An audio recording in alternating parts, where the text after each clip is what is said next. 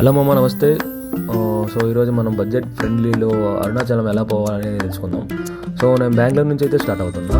బెంగళూరులో ఉన్న వాళ్ళకి ఫస్ట్ మనమైతే శాటిలైట్ బస్ స్టాండ్కి రీచ్ అవ్వాలి. అక్కడి నుంచి అయితే మనకి డైరెక్ట్ తిరువన్నమలై తమిళనాడు బస్సెస్ అయితే అవైలబుల్ ఉంటుంది. సో మేమైతే ఒక 9 o'clockకి బస్సు ఎక్కేసాము. 5 hours జర్నీ అయితే ఉంటుంది మామ. డిన్నర్కి ఎక్కడ అప్పుడు ముందుగానే ఏమైనా క్యారీ చేస్తే మంచిది. సో మార్నింగ్ 3:30కి అయితే రీచ్ అవుతాం. అక్కడ నుంచి కొంచెం బయటకు వచ్చాక అక్కడ లోకల్ ఆటోస్ అయితే ఉంటాయి మామ. ఒక్కొక్కరికి 30 rupees ఛార్జ్ చేస్తారు పర్ పర్సన్కి. డైరెక్ట్ రాజగోపురం ముందైతే దింపుతారు. సో అక్కడ దిగాక కన్ను వచ్చేసి రూమ్స్ అయితే కావాలని అడిగాడు. మేమైతే కావాలని చెప్పాం. 4 members-కి 1500 అయితే తీసుకున్నాడు. సో రూమ్ అయితే బాగానే ఉంది, వర్తబుల్ అనిపించింది. హీటర్ ఉంది, హాట్ వాటర్ కోల్డ్ వాటర్ రెండు ఉంటాయి. సో గుడి దగ్గర అయితే 5 o'clock లాకర్స్ అయితే ఓపెన్ అవుతాయి. సో మనం 3:30కి వచ్చామంటే రూమ్స్ తీసుకున్నాం. ఇంకా ఫ్రెష్ అయ్యేసి మనమైతే గిరి ప్రదక్షిణకి స్టార్ట్ అవుదామని రాజగోపురం దగ్గరికి అయితే వచ్చాయి. సో అందరూ దర్శనం చేసుకొని గిరి ప్రదక్షిణ చేస్తారు. అలా చేయకూడదు, గిరి ప్రదక్షిణ చేశాక దర్శనం చేసుకో. సో ఇంకా దేవుడికి దీపం వెలిగించేసి కొబ్బరికాయ కొట్టి మనమైతే నామాలు పెట్టుకొని గిరి ప్రదక్షిణ అయితే స్టార్ట్ చేసాం.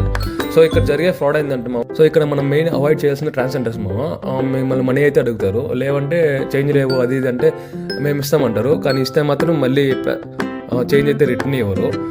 అలాగే ఇక్కడ ఒక 10 members గుడి ముందైతే కూర్చో ఉంటారు. అక్కడ కామ్ వచ్చేసి పేదవాళ్ళకి ఇక్కడ అన్నదానం చేస్తే మంచిది అనేసి మన చేతిలో ఫుడ్ అయితే పెడుతుంది. ఆ ఫుడ్కి 40 rupees అడుగుతుంది అక్కడే.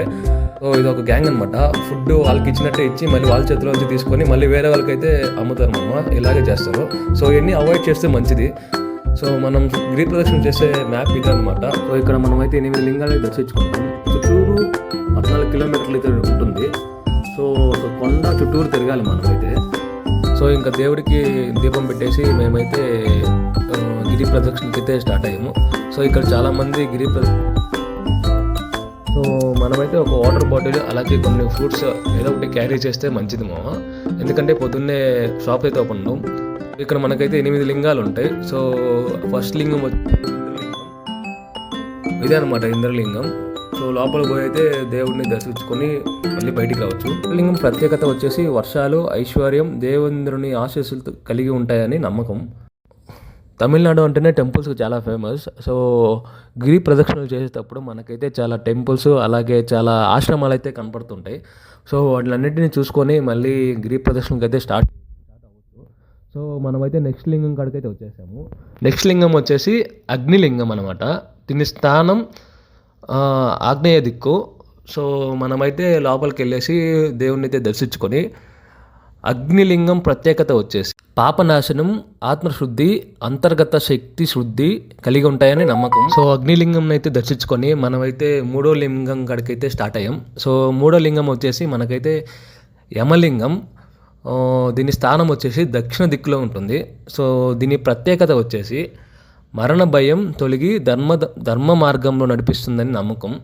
సో మనమైతే యమలింగాన్ని దర్శనం చేసుకొని మనమైతే బయటకైతే వచ్చేసాం. సో యమలింగాన్ని అయితే దర్శించుకొని మనమైతే 4వ లింగం కాడికైతే స్టార్ట్ అయ్యాం. సో ఒక్కొక్క లింగానికి మనకైతే 1 to 1.2, 1.3, 1 kilometer అలాగైతే ఉంటుంది.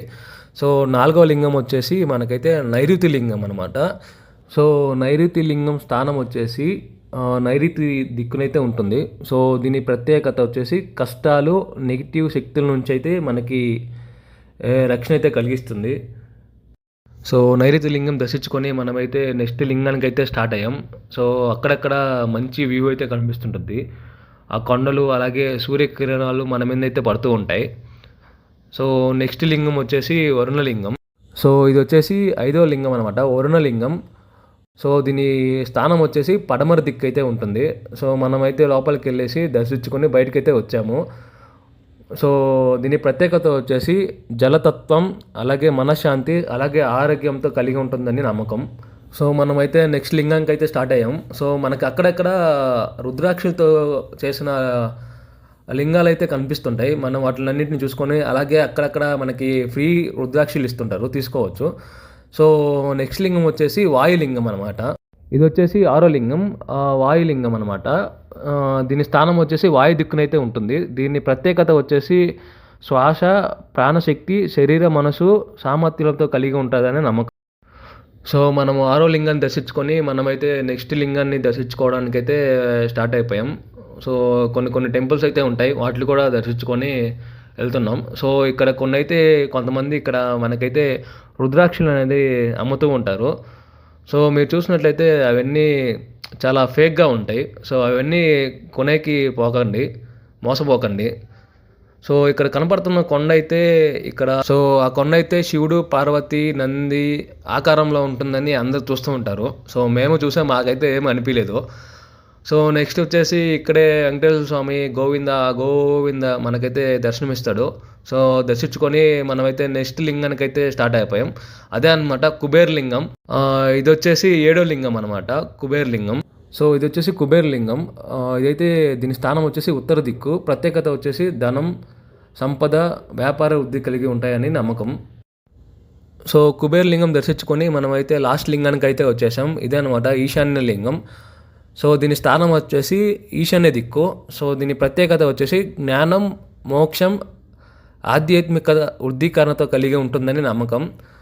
సో మనమైతే దర్శించుకొని బయటకైతే వచ్చేసాం. సో 14 కిలోమీటర్లు గిరి ప్రదక్షిణ అయితే కంప్లీట్ చేసి మనమైతే కొన్ని దేవస్థానాలు దర్శించుకొని అలాగే 8 లింగాలని దర్శించుకొని మనమైతే రాజగోపురం దగ్గరికి అయితే స్టార్ట్ అయిపోయాం. సో మాకైతే మొత్తం ఒక 4 to 5 అవర్స్లో అయితే గిరి ప్రదక్షిణ కంప్లీట్ చేసాం. సో మధ్యలో కొంచెం బ్రేక్ తీసుకొని అలాగే కొంచెం జ్యూస్ తాగేసి అలాగే కొంచెం బ్రేక్ఫాస్ట్ తిని అయితే కంప్లీట్ చేసాం. సో ఫైనల్లీ గిరి ప్రదక్షిణ అయితే కంప్లీట్ చేసాం. సో అందరం హ్యాపీనే. సో ఇంకా లేట్ చేయకుండా మనమైతే శివయ్య దర్శనంకి అయితే వచ్చేసాము. సో రష్ అయితే చాలా ఉంది మామ. ఎందుకంటే ఈరోజు జ్యోతి లాస్ట్ అంట, 11వ రోజు జ్యోతి వెలిగించి. సో ఆ జ్యోతి వెలిగించడం కూడా మేము చూసాము. అదే మనకి వీడియో లాస్ట్లో ఉంది. సో ఇంకా ఇక్కడైతే 2 క్యూస్ ఉంటాయి మనం, ఫ్రీ దర్శనము అలాగే 50 రూపీస్ దర్శనము. ఎక్కడికి పోయినా కూడా 50 రూపీస్ దర్శనమైనా ఫ్రీ దర్శనమైనా ఒకే దగ్గర కలుస్తాం అందరం కూడా. సో మాకైతే ఈరోజు జ్యోతి కాబట్టి చాలామంది ఉన్నారు జనాలు. సో మాకైతే ఆల్మోస్ట్ 5 to 6 అవర్స్ పట్టింది దర్శనం చేసుకొని. ఫోన్ అలవ్ లేదు కాబట్టి లోపలైతే వీడియో తీయలేదు, జస్ట్ బయట వరకు తీశాను. ఇంకా దర్శనం చేసుకొని మనమైతే అక్కడ ప్రసాదం ఇస్తారు, 10 రూపీస్కి పులిహోర అలాగే స్వీట్ పొంగలు తినేసి ఇంకా అలాగే జ్యోతి అయితే చూసాము. చూడండి ఈ వీడియోలో మీకు జ్యోతి కనిపిస్తుంటుంది. ఇదే అనమాట. కరెక్ట్గా 6 o'clock అయితే జ్యోతి మాత్రం వెలిగించారు పక్కాగా. సో నార్మల్గా మాకైతే 6 అవర్స్ దర్శనం పట్టింది. నార్మల్గా అయితే 2 hours 3 hours అవుతుంది జ్యోతి కాబట్టి మాకైతే 6 hours పట్టింది. ఇంకా రూమ్కి వెళ్ళేసి ఫ్రెష్ అయ్యేసి ఇంకా మంచి డిన్నర్ చేసుకుందామని హోటల్కి అయితే వెళ్ళిపోయాం. సో ఇక్కడ ఆటో పర్సన్స్ వచ్చేసి 1-2 కిలోమీటర్స్కి అయితే 200-300 ఛార్జ్ చేస్తారు మన ఇక్కడ. సో తొందరగా అయిపించుకొని వెళ్ళడం మంచిది. సో మేమైతే 12 o'clock బస్ బుక్ చేసుకున్నాం. సో 6 o'clock మార్నింగ్ 6 కల్లా బెంగళూరు రీచ్ అయిపోయాం. సో బడ్జెట్ ఫ్రెండ్లీలో 15 to 1600 అయితే ట్రిప్ కంప్లీట్ చేసాం. సో ఈ వీడియో మీకు నచ్చినట్లయితే లైక్, షేర్ అండ్